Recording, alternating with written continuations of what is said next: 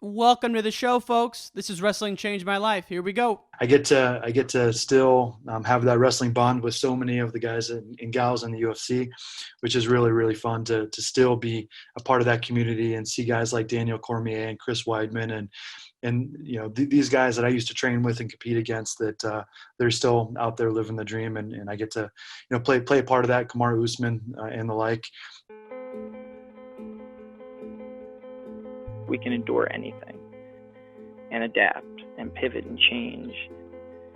Wrestling gave us that ability. I would say nothing in life has impacted me more than the things wrestling has taught me in terms of self-reflection, resilience. Toughness. Some guys have it, some guys don't. Adversity, 100%. How to pick myself up and be a man after I failed. And everything that has shaped my life and where I'm at today would not be there without the values and basically the lessons I've learned through the sport of wrestling. For me, wrestling saved my life because it allowed me to focus and channel my energy. We're fortunate if you wrestled, because if you wrestled, natural talent helps, but it's 5% of the ingredient. It pales in comparison to heart and technique and effort.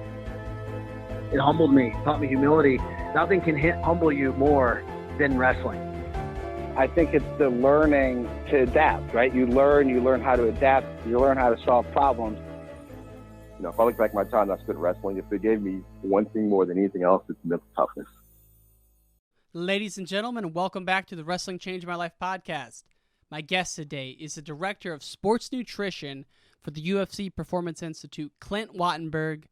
Clint was also a two-time All-American for Big Red, Cornell University, back in the early 2000s. I love this conversation because Clint is on the bleeding edge of a lot of the research around nutrition, physical workouts, weight cutting, everything you can imagine when it comes to getting the body at peak shape and condition. Clint is highly focused on. And so there's a lot of parallels to what he's doing with some of the fighters at the UFC PI and what you can take away for your own wrestling life, if you're still competing or if your son's still competing, that is. So enjoy the conversation, folks. Fan of the week goes to the School of Grappling, our friend Andy. Please go to schoolofgrappling.com to check out what they're doing. Thank you so much for listening in. And folks, this episode's brought to you by the Wrestling Changed My Life online store. The Graduate t-shirt is a hot item right now. You can go to store.wrestlingchangedmylife.com to check out the Graduate t-shirt. It's also a little cool here in Chicago this morning, despite being August 3rd, which reminds me of crew neck season. I love a good crew neck, and we have a couple awesome crew necks on the Wrestling Changed My Life online store. So if you want to support the show, you can do that by going to store.wrestlingchangedmylife.com. And that's it, folks. Let's give it up for Clint Wattenberg. Peace! Okay, let's start at the very beginning, man. What's the youth wrestling scene like in Chico, California? All right, so I'll start at the way back. When I was growing up, I was like many kids who got hooked on wrestling. I was like the most hyperactive kid going, and my mom and dad ran a police athletic league boxing gym. So when I was like 3, I started begging them to let me box, and they made a deal with me when I could run a half a mile without stopping, that they would let me kind of start participating in boxing as a sport. So my earliest memories are playing a game that my mom made up called Kick the Rock Down the Road. She'd kick it, I'd kick it, and ploy to get me to keep running without stopping. And so when I was 4, I started boxing a little bit in Chico, California's NorCal. It's about 3 hours from Reno, about 3 hours from the coast, 3 hours from Oregon, kind of in the center of the North State of California. And so we would travel, not just me, but my parents ran the entire gym. And so myself and other kids, all the way up to adult boxers would go to Reno for most of our competitions. And when I was 4 and 5, I boxed, and when I look back at the old VHSs, it was like a big pillow fight between kids, and every now and then somebody would get popped in the nose and start crying, and the ref would come and like pat him on the back. But when I was 5, the state of Nevada cracked down on the regulation and made a regulation that said you can't box until you're 10 competitively. With what we know about head injury in little kids, it's probably a good thing. But about that time, I got a flyer that went home with me from school. I was 5, so I was maybe kindergarten, and for youth wrestling. So I got sucked into that.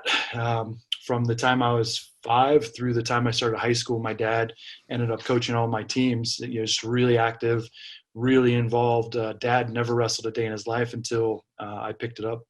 And so really just built the youth wrestling community, really immersed myself. And then my family got really involved with it and took it on. And, by the time I was in middle school, and even older into the elementary school scene, we had really, really engaged in competitive teams and in a community that isn't really well known for wrestling. The North section within the state of California in the high school level when I came through, each section was given the number of state qualifiers based on their historical performance.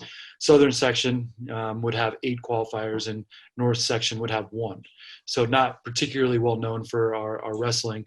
But we would have some good individuals, and we had a number of D1 wrestlers that came through in my era.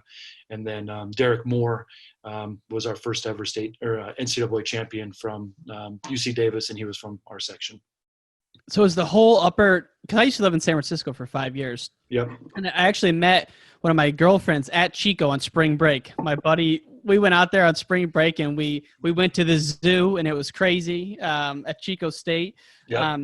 But like that's even north of Chico though. There's like 4 hours of California left before you get to Oregon. So it was like that whole area, the north section for state. Yeah, so we went pretty high. There is the North Coast, which went down to that included some really good wrestling down the coast.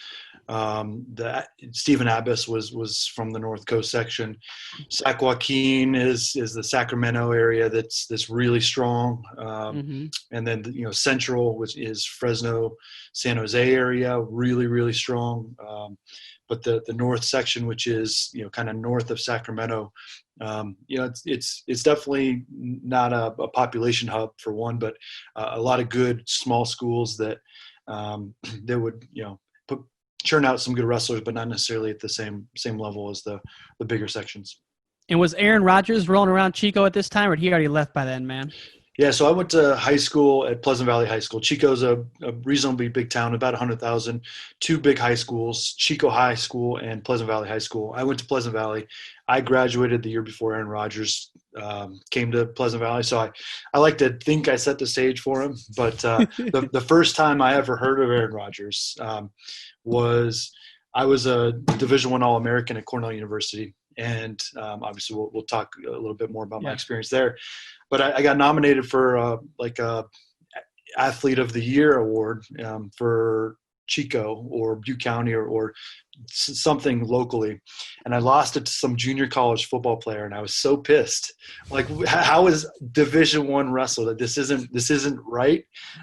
People have, total, football fever. And then I kind of learned he set every junior college record. And then, he became the All-Pro and Hall of Famer that he is now. But still, though, I'm with you, man. That's Division I All-American at the collegiate wrestling level. It doesn't get any tougher than that, but I get what they're saying.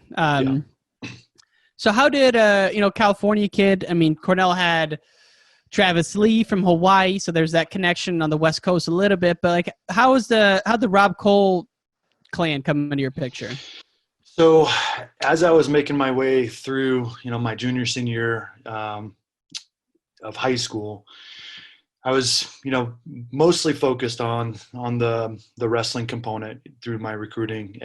Really before I got into the recruiting process, I wasn't thinking as much academically. Obviously, academics was really important to me, but young kid, junior in high school, really thinking about my wrestling first. And it was before Ivy League wrestling was to at least an awareness for me. But I think that it's clearly at a different level now, where the whole country kind of knows that you can have your cake and eat it too with Ivy League wrestling.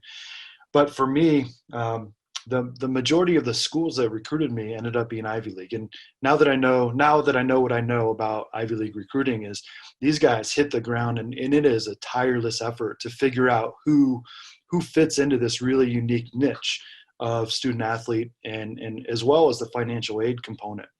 And I was a really good fit for Ivy League for a number of reasons. My dad had recently gone back to school and had started his own business. He had been a truck driver and went back to school, went to night law school when I was in middle school and high school, and had recently passed the bar and had his own legal firm. And so was really making no money. So I was a great candidate for need-based financial aid. And had, I was a strong student athlete in high school. And so I got recruited by a number of Ivy League institutions, Stanford as well, and UC Davis was one that was close to home, and I wanted to make sure that I kept that on the radar and had good relationships with the coaches there. But Cornell was just the perfect fit. I connected with the coaching staff really well. At the time, it was Coach Cole and Tom Shiflett, who ended up being the most impactful coach that I had through my wrestling career. I would say for the total of my career, he was probably the most impactful in really helping me transition to the college style and the college level and the mindset there. But it was great. We were a consistently top 25 team that seemed to underperform every year. We went 5 years without having an All-American before Jim Stanek broke through in 2001. So we were at that perfect kind of place for me where I was a strong high school wrestler, but by no means a blue chipper. I had a lot of developing to do. I had a lot of physical maturing to do. I actually graduated high school 152 pounder without cutting a ton of weight, and was the same height as I am now today. So I filled out, gained 45 pounds in college, went up 2 weight classes, and I had a career not unlike a lot of others where, weight cutting and some of those strains really had a hard impact on my performance, and I had to learn some lessons through that process. But really, it was a perfect program fit for me. Academically, I found the nutritional sciences and exercise physiology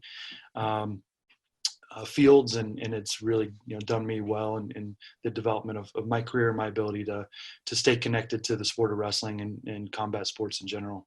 Yeah, and we'll get to it, but you are the director of, sports nutrition for the UFC Performance Institute?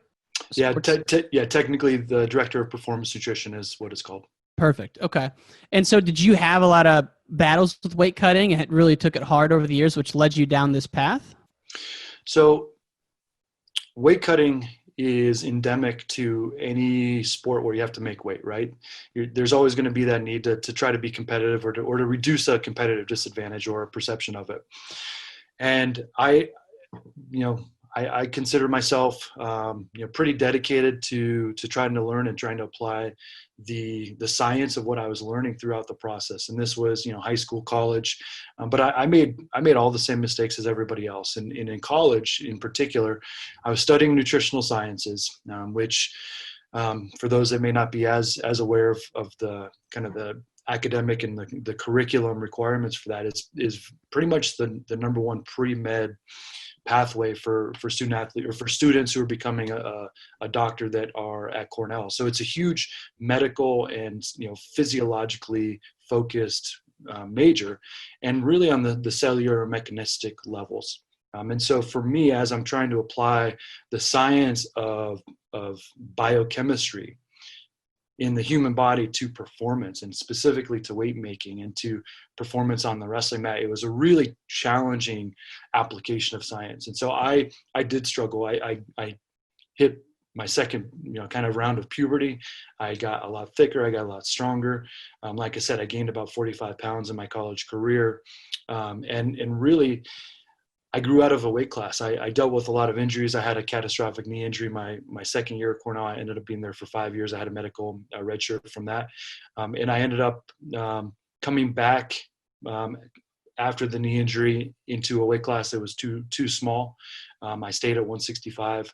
Really my God. Yeah, really struggled to make weight. I was, in the 180, mid 180s, 185 over the summer, and really trained myself down and did it as well as I could, but it just wasn't the right fit. And I was doing things that, as I look back, are pretty counter to what I would recommend today. And that's just the process of learning through the challenges that I've dealt with.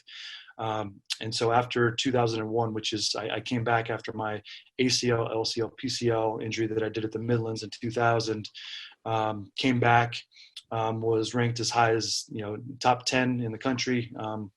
My I guess redshirt sophomore year, if you want to call it that, and then just slowly faded away. It was when we drew weights for dual meets that we drew my weight like three matches in a row, had a number of tough losses, some injuries, and was seeded number 1 at the EIWA championships and ended up not qualifying for nationals. So that was kind of like my low point of my collegiate career, and had to go back to the drawing board, and took a week off, and then started to get focused on the process of getting my body down and thinner, and then I had a meeting with my coaches, Coach Cole and Coach Shiflett, and thankfully we came to the consensus, like, let's get big and strong and get up to 184, because we had a returning All-American. My training partner Jim Stanek was our first All-American in 5 or 6 years, so he'd kind of earned the spot at 174. So I leapfrogged him, went up to 184, and really have had all my successes competitively up at that 184 in college, and then 84 kilo, 185 internationally. What a relief it must have been to have them say that. Like, I mean, because you're after the EIWAs, you're down, feeling bad, obviously, and you were thinking start shrinking your body down, but they were saying the opposite. Thank God. Yeah, and what that ended up being is really a blueprint for our success over the next decade. Jim Stanek, actually, I had beaten him out for the spot the year before. He went up, was All-American at 174. I ended up going up 2 weights, had much more success in my career. Travis Lee ended up going up and winning a national title. Dustin Minotti, Joe Mazurko, Jerry Rinaldi. These are old school Josh names. Arnone, all of our athletes. Jordan Lean went up to win a national title.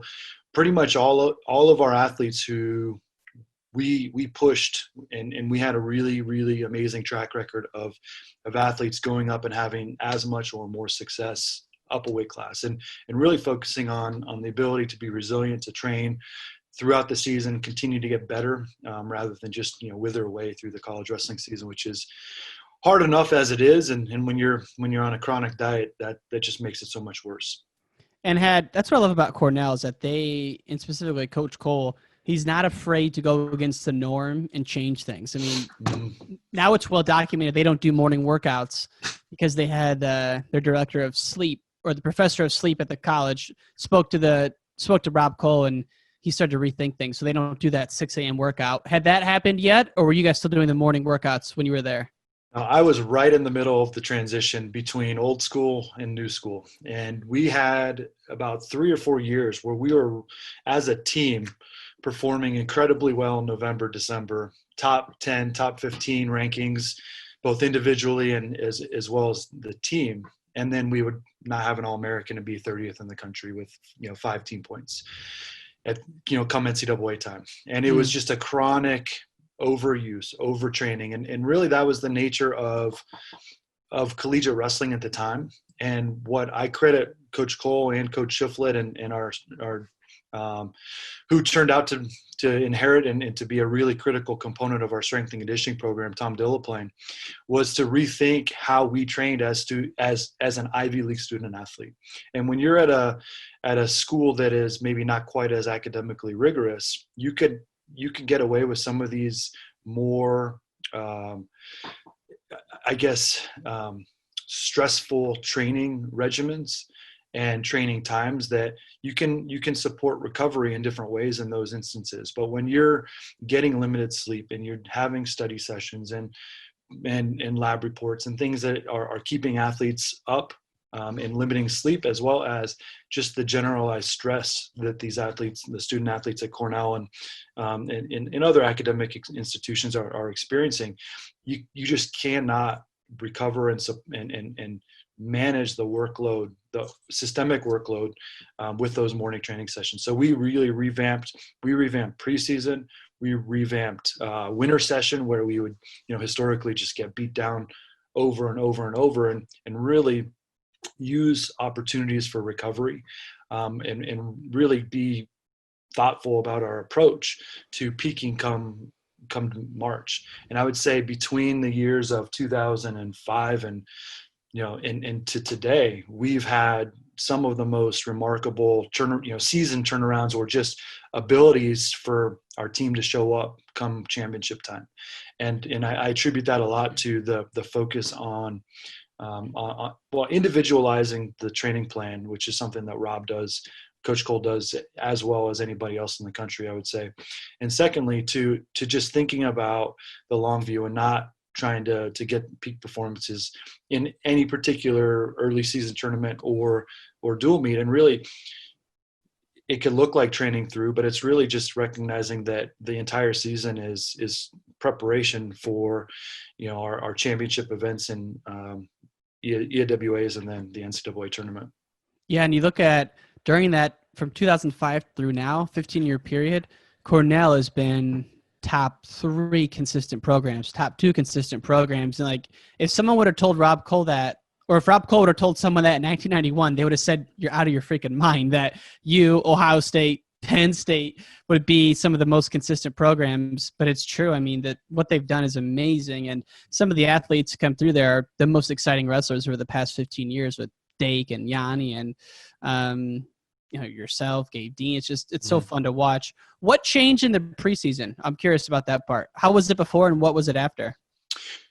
A lot of it, and again, I'll keep it as simple as I can, but it's really about, supporting the gains that we gained through the summer, building a training base, but not just beating people down, not just driving shin splints and creating muscle loss that was gained over the summer for those that really needed it, treating heavyweights a little bit different, those that we need to keep big. And again, it's about recognizing that we're not runners. We don't need to necessarily be training to run 5 or 10 Ks and to be strategic with things. Surely we need to, push ourselves mentally and emotionally and build some team building, but it doesn't just need to be this this boot camp, which I think it historically had been. Yeah. And using it as an opportunity to build some base physiology, some base skill work, but just to keep it as simple as possible. I know a big step was to allow some captains practices and some things that allowed us to do some leadership development on the team building side, but also some skill development that would replace some of the overuse type stuff. And I think the main thing is just to be thoughtful about the approach. And one thing that I learned, and I've been really fortunate within my tenure with the program, and I've kind of moved on now as I've moved to Las Vegas. But I was a student athlete. I was an assistant wrestling coach. I was helped on the strength and conditioning side, and I was a sports dietitian. So I had a lot of different roles with the team. But one thing that I recognize is, the teams that look undertrained come March are generally the ones that are overtrained. You can easily add training volume, but it's really hard to pull back once your guys are overtrained. And so being able to work that, walk that fine line through the season and then be able to add load when you need it and then pull back for recovery is a really critical thing. And so would you guys, it's interesting that the change at Cornell kind of happened maybe 5 to 10 years earlier than the UFC change in training too. Like you used to see like UFC camps doing that, and there just seems to be a change there as well now. Have you seen that just in your time working with the UFC? Yeah. So interestingly, the UFC Performance Institute opened in May of 2017. So we are nearing our 3-year anniversary of Open the Doors.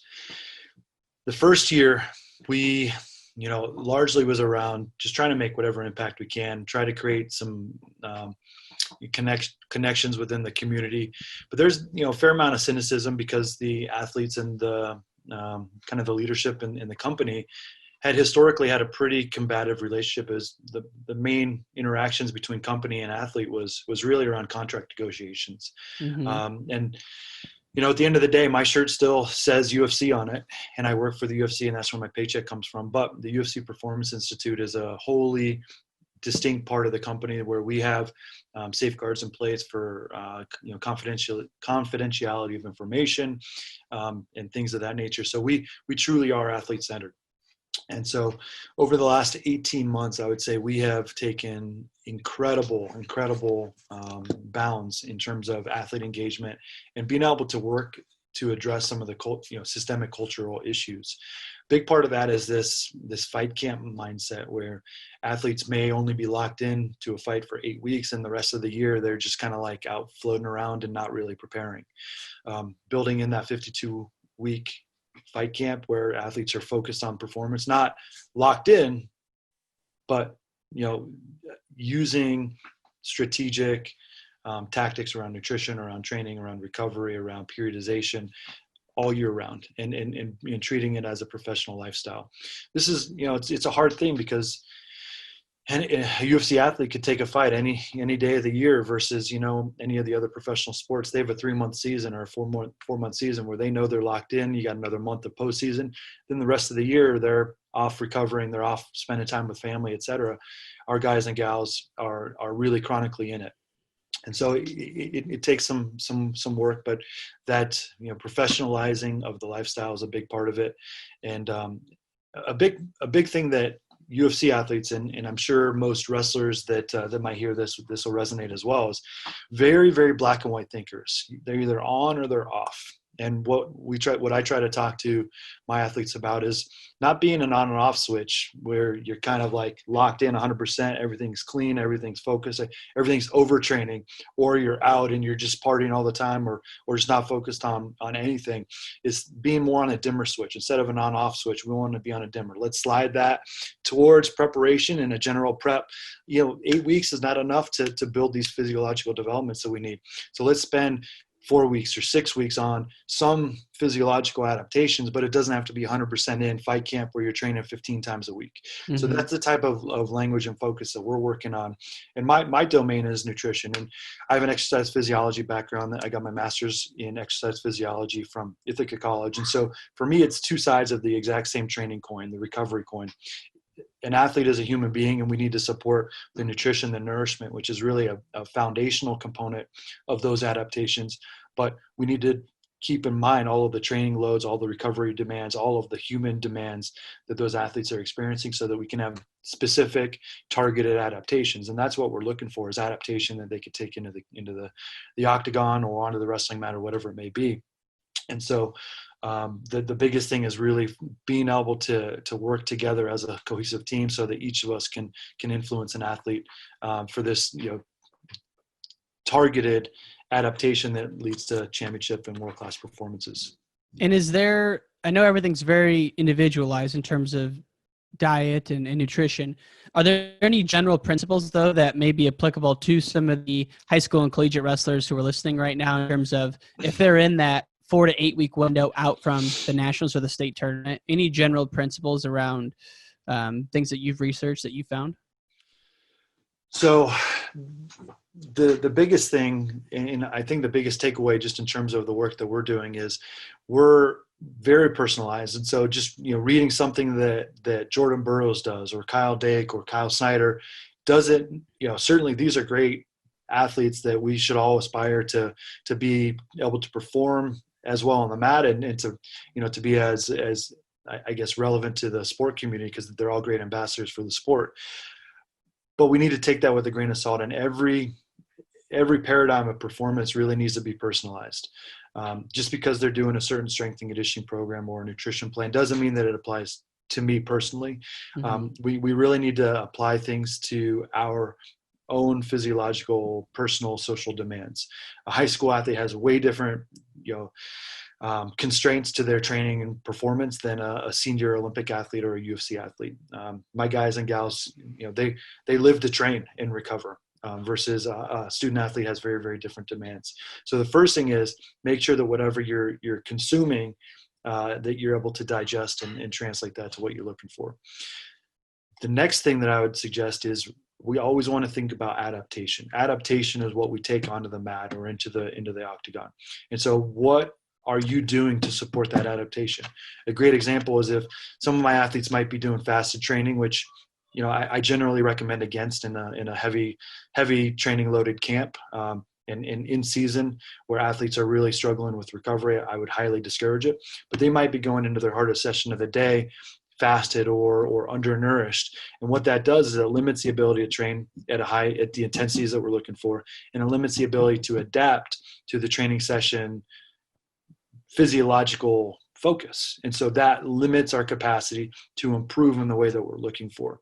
I'd always heard that, we got to be able to train and fuel in a way that, so we don't waste workouts, but that was a little bit hard for me to conceptualize. The way that I can better conceptualize it is if I'm doing things that really limit my ability to adapt to that performance that we're trying to get, then why not adjust that so that everything could be going in the same direction for performance? That could be with high intensity training, it could be with wrestling training, it could be with whatever it might be, but really trying to think about what things can I do on the stimulus side. That could be food, it could be training, it could be strength and conditioning, but is everything going in the same direction? Because a lot of times we're either undermining training or overdoing training. And this could be the case when I'm doing really hard resistance work in my wrestling session, and then I'm doing not complementary, but redundant training in the weight room. And that's just creating overuse injuries and overtraining versus doing something that might be complementary and support recovery or support a different energy system that we might need to build out for a performance come February or March. And so is it something where you should be eating a certain type of food, like a protein or a carb before a workout? Or is it, again, just so specific you can't even make any of those general guidelines like that? So great kind of segue in terms of feeding specifics and my program's feeding philosophy. And it's really about fueling for each individual's specific and personal needs, right? If somebody has a religious or a kind of limitation or a food intolerance, then obviously things have to adjust. But our overall philosophy is we want to be as flexible as we need to support that training adaptation. That said, there is really no specific dogma that we're using. So a lot of our feeding initiatives may be low carb, or they may be high carb, or it's not. We're not prescribing to one specific, named diet, but as our athletes are training at the highest intensity, you can't really have those consistent training demands and the recovery that comes from it without a high carb kind of fueling status going into those training sessions. And so what we really are looking at is a specific training session and the 4 hours that precedes it. That's really the fueling window that we look at. If you're doing a high intensity, and for wrestlers, that's your daily practice, right? Usually it's 3 or 4 in the afternoon, and that's when you get out of school, and then you go either kick butt or get your butt kicked for 2 hours, and that's the hardest training that we've ever done in our whole lives for a lot of us. And that really requires the high carbohydrate meal and or snack to support that. Other training demands may be a little bit lower intensity, and that might be technique and tactics, or it might be some low intensity work that's aerobic energy system based. And those we can do on lower carbohydrate feeding status, but it really depends on how is the recovery going? What are the overall energy needs? What are our growth needs for our younger athletes?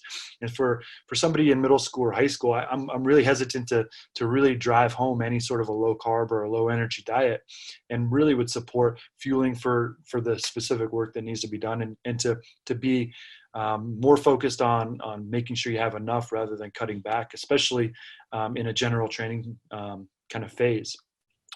But to answer your question, we really want to look at the specific training session and the 3 to 4 hours preceding it as a way to fuel up for that specific session. And if we're doing that, what you said, that 4 hours out, you need a high carb diet to fuel the workout. What foods constitute that? Yeah, and great question. And having specifics is really helpful.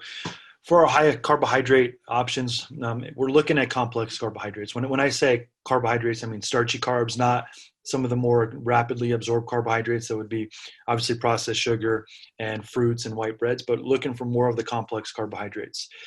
This is going to be our breads, pasta, rice, grains, potatoes. Those are going to be the main sources of our complex carbohydrates. Those are going to be really our most diverse energy source for an athlete. I like to think of our metabolism and our energy demands as we truly are a combustion engine, right? We take food, we burn it up, we give off heat, and we do work just like an engine does. Mm-hmm. And so our most diverse energy source is going to be that complex carbohydrate. It's like throwing a log on the fire. It's going to burn hot. It's going to burn for a couple hours. It gives us 2 hours or so worth of energy. And it's going to be a really great diverse energy source. On the other end of the spectrum is think about fats. Fats are, in essence, a really good energy source as well. They're going to be slow burning. They're going to be like coal. Coal burns for hours, say 5 hours. You throw coal on a fire, on a campfire, that's going to burn for 5 hours. It's hot. It gives off heat. But if you spread it out, you can actually walk on it really fast. And so it's a really slow burning. And that's really what fats can do. They can be a really great energy source to fuel our basal metabolism, so kind of more at rest or during recovery phases, as well as in generally lower intensity training phases of the day or periods of your training block. So you can sleep on a low carb diet, especially if calories need to be managed and we're in season. Most of my athletes are sleeping low carb, low glycogen, and that has some benefits on the hormonal and the energy system adaptations as well. So fat is that long, slow burning energy source. And on the other end of the spectrum, we think about easily digested sugars, quick burning carbohydrates. This could be, like I said, processed sugar that you might get in a Coke or a soda, all the way to more natural, quick absorbing forms of carbohydrates like your fruit or honey or some of those naturally sweet foods. Those are going to create a spike of energy and a really quick energy burst, more like throwing gasoline on a fire. And there's a time and a place where that's really good. Right before bed may not be the time. Right before you go in and doing some cardio work may not be the time. But right before, during, or after really hard training sessions is a really beneficial impact of quick absorbing high carbohydrate foods that are going to spike blood sugar and insulin. Insulin is an anabolic hormone, and so post-training it has an anabolic effect on your muscle tissue for repairing not only glycogen that you store in muscle, but also the muscle protein synthesis and repairing the muscle that was damaged during training. Alternatively, if you have it during a restful period and you have a lot of sugar when you're not actually burning energy and you don't need to support that recovery process, you spike blood sugar, you spike insulin, and insulin then serves as an anabolic hormone for adipose tissue. And so that's where you are not you're not providing the nutrients that are supporting what you need at that moment in time. And that's where we want to think about providing those energy sources in concert with whatever the training demand is, but also thinking about what is the impact on blood sugar and how does that support what our needs are at that moment in time. Man, there's just so much that goes into it. And you think back to, I'm thinking back to when I was in high school, cutting some weight, and not a lot, but maybe 6-8 pounds, but going into practice at 3 o'clock, just absolutely no energy, starved to the gills, like trying to starve it off. It's just amazing how counterintuitive that all is to performance optimization, Yeah. And really what we're trying to do, and it's a little bit, it's a unique application of sports science, and within the sports nutrition profession, I've been fortunate to be on the cutting edge because of my background as a wrestler, as a coach, and then within the science community, to drive a lot of the innovation around performance nutrition for our weight class and combat sports. And it's a little bit counterintuitive for a lot of the science professionals because we are supporting athletes to do things that are suboptimal in many ways, right? Dehydrating yourself is not a performance metric, right? That's not something that our soccer teams are doing to elicit performance, but making weight is a necessary part of our process. So what we're trying to do is almost flip performance on its head. And within weight cutting and making weight, and I try to use kind of the terminology of weight making versus weight cutting as much as I can. But within that weight making process, we're trying to do it as efficiently, as consistently, and with the least amount of impact on performance as we possibly can. The weigh-in regulations in high school and college wrestling are very different than what they are in the UFC. UFC, they weigh in 30 plus hours before competition. So it's like so barbaric and old school. And still what we're trying to do is to minimize the impact on performance, not only for this fight or for this upcoming match, but for the rest of the season. Because if you have a horrible weight cut early in the wrestling season, that's going to impact you the entire rest of the season. And so we're trying to be as efficient and consistent with our efforts as we can. And what we're trying to do is to be as nourished as long as we can, so we have the minimal impact on metabolism and on our fluid balance and our electrolyte management. And so we're trying to stay as nourished as we can, use nutritional tactics and strategies to pull non-essential body weight off and then put it back on as quickly as we can, so that we can support the healthfulness of the athlete and on the physiology, but also the psychology as well. As any of us who have cut weight know, it's just as much mental as it is physical. The three main areas that we look to pull non-essential body weight from are going to be, first and foremost, the easiest thing to cut is going to be muscle and liver glycogen. That's how we store carbohydrates in the body. So through just regular training, we're going to burn glycogen. Glycogen binds water, and a lot of the water weight that we lose through a training session is actually from bound muscle glycogen in the water that is associated with it. So towards the end of our training block before a weigh-in, we just don't replete those carbohydrates after our hard training, and then we essentially have depleted the glycogen source. Mm-hmm. The second source of non-essential body weight is going to be fiber. Dietary fiber can be very, very heavy in the gut. And those two things are what I got exactly wrong when I was a student athlete at Cornell. The day before weigh-ins, I'd go eat a bunch of rice and broccoli, because rice is energy and broccoli is healthy, right? Or salad. Well, fiber is incredibly heavy and it provides no energy to do the work that we're trying to do. Fiber in the gut also pulls water because it requires water to process through the gut. So think about getting 500 calories of nutrients from peanut butter. It's less than a quarter of a pound. From greens or from broccoli or from some other green source of vegetation, it's going to be over 3 pounds to get 500 calories. So what we want to do is to eliminate any fiber from the gut that weighs us down on the scale but doesn't give us energy, doesn't preserve muscle. All it does is makes us lose additional weight that's going to really take it out of our energy and from our skeletal muscle system. And so we want to eliminate that for a couple days, and then put it back in, and those 2 days will not dysregulate, will not disrupt your digestive system and process, as long as you're getting the nutrients in between those sessions as much as you need to. The third area is going to be just non-essential fluid, eliminating sodium for a few days. And we use what we call a water load process that upregulates fluid processing by your kidneys, and then allows you to flush out non-essential water while still maintaining essential electrolytes and fluid balance for your physiological and your healthful state, but allowing you to flush out what is non-essential. So those are the three main areas that we're looking to eliminate. And then once you weigh in, depending on how much time you have between weigh-in and competition, really dictates how extensive of that depletion process that you go through, and then you replete whatever you took out, and you as strategically as you can, because of the body's limitations around carbohydrate and electrolyte tolerance when you're rehydrating and refeeding, but being really strategic around that, and then you're able to compete essentially in the same body that you trained in, because you just eliminated and put back on all of the nutrients that you need. Man, you think about how different it is for the Olympics, where it's 2-day weigh-ins, hour weigh-in, no allowance, versus some of the stuff you're talking about. It's good that wrestling's that far advanced to limit the weight cutting, but it's like, man, it puts a strain on the body for sure.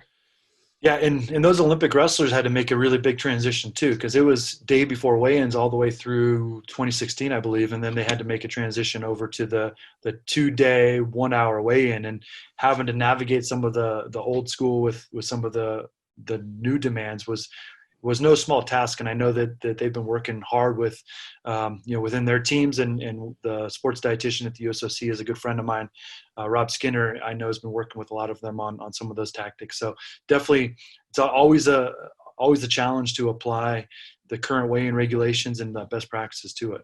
Yeah, no doubt. I mean, you think about Russia and their dominance, they don't cut a lot of weight over there. And so maybe there's something to that. I hope there's less and less weight cutting over the years, as we all do, right? I think it's just people perform better. So one of the things we usually wind down with is, how did wrestling change your life? But I'd rather ask you, you mentioned the assistant coach at Cornell was a big impact in your life. What was his name? Tom Shiflett. We can wind down with that. I mean, what impact did he make on your life, or how did he change your life that still you carry with you to this day? Yeah, that's a great question. Great kind of line of thinking.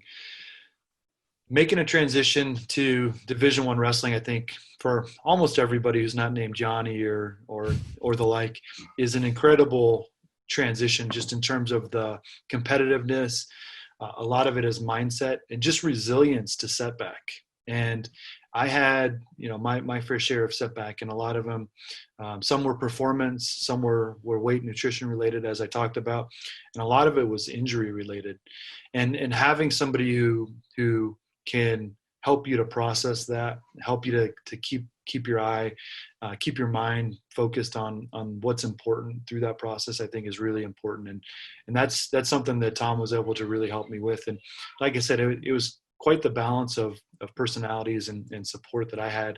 But Coach Schiffler really helped me to make that transition to the collegiate wrestling level.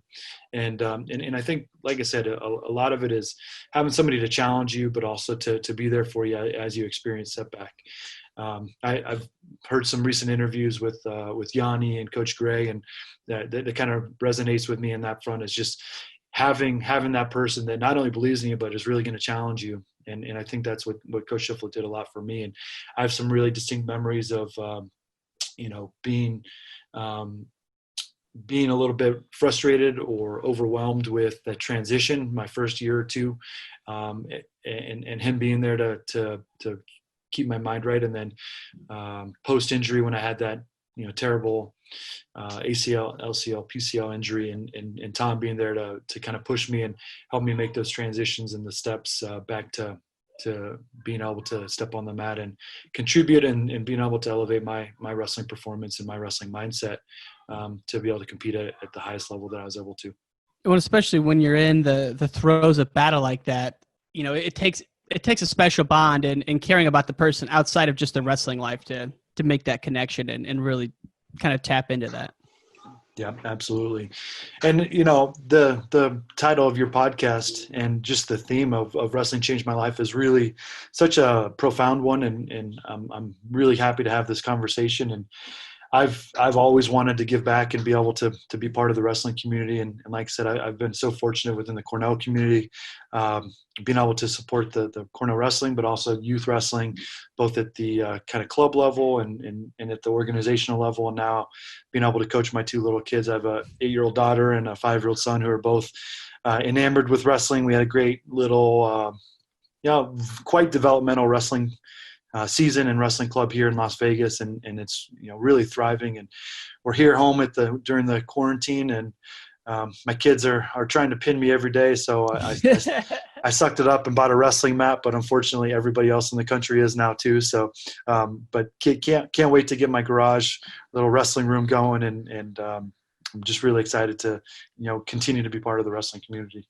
Well, it's an honor to have you on here. And once I heard that you were at the UFC PI, I was like, yeah, that's so awesome that a wrestler's up there and really keeping it going for us. And I see the Cornell poster in the background, man. So you're a Cornellian, and really appreciate your time today. Yep. There it is, man. I got the grandpa tattoo here with the Cornell on the bicep, but yeah, it's in my blood, and I'm loving it and living it, and I get to still have that wrestling bond with so many of the guys and gals in the UFC, which is really, really fun to still be a part of that community and see guys like Daniel Cormier and Chris Weidman and these guys that I used to train with and compete against, that they're still out there living the dream, and I get to play a part of that, Kamaru Usman and the like. So it's really fun to be able to still be part of it. I bet, man. Well, I appreciate you making the time, man. Best of luck with your kids' journey through the sport, and wish you nothing but the best. Thanks a lot. Take care. Look forward to staying in contact and following the podcast. Absolutely, man. Take care. And all great things must come to an end. If you want to hear more from the podcast, text WRESTLE to 555-888. That's WRESTLE to 555-888. You can also find us on Instagram, Wrestling Changed My Life, Twitter, Ryan_N_Warner, as well as our website, WrestlingChangedMyLife.com. Take care, y'all. Calm. Take care, y'all. Calm. Take care, y'all. Calm. Take care, y'all. Calm. Take care, y'all. Calm.